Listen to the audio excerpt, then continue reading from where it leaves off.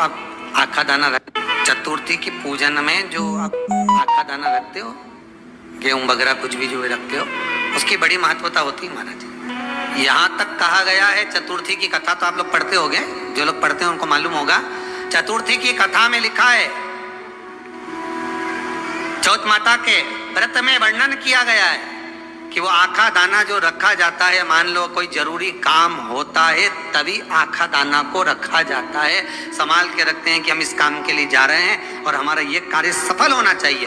तो जिसने चतुर्थी का व्रत करा है, जिसने चंद्रदेव का पूजन करा, चतुर्थी का व्रत करा, वो गणेश जी से विनती करके वहां से 2-4 आखा दाना उठा ले, और जो व्यक्ति का काम अटक रहा है अपने ही घर का, पर दूसरे कुल को नहीं देना, अपने ही कुल के अंतर्गत जो काम अटक रहा है उसकी जेब में, उसके पल्लू में उस चीज को रख दिया जाए।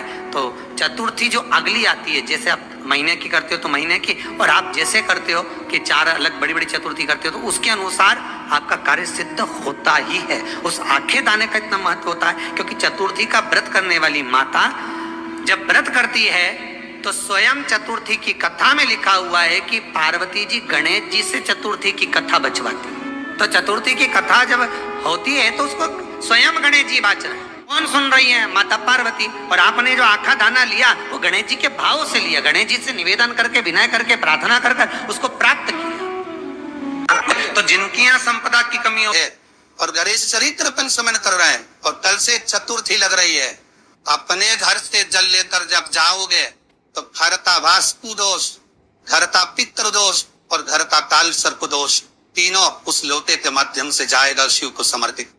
आज फिर निवेदन करूंगा, जो बेटा बेटी नौकरी के लिए अप्लाई कर रहे हैं, जो बेटा बेटी चाहे सरकारी नौकरी हो, प्राइवेट नौकरी हो, सर्विस के लिए अप्लाई कर रहे हैं, उन बेटा बेटियों से निवेदन है, दुर्वा शिव जी को समर्पित कर केवल दुख जानते हो ना, दुर्वा सब जानते हैं। जो बेटा व्यक्ति सर्विस के लिए अप्लाई कर रहे हैं, तुम मेहनत करो, पढ़ाई करो, खूब तैयारी करो, अच्छे से तैयारी करो।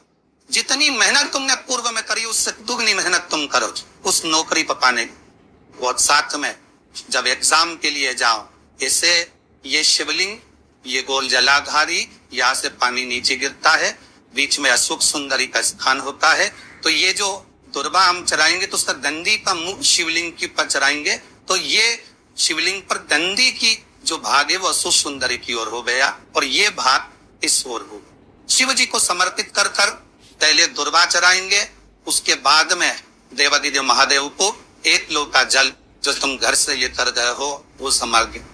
अपनी पढ़ाई की मेहनत करो,